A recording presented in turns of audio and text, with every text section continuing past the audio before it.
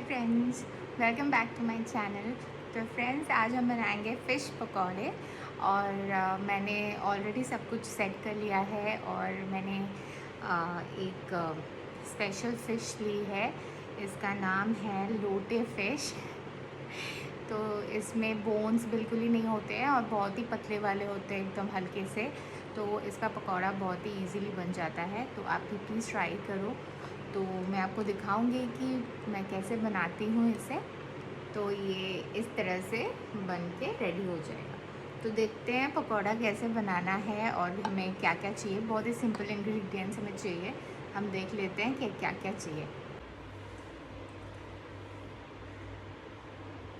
ये मैंने फ़िश धो लिया है। अभी इसे मैं मिक्सी में थोड़ा सा ना 3-4 सेकेंड्स के लिए थोड़ा सा मैश कर लूँगी।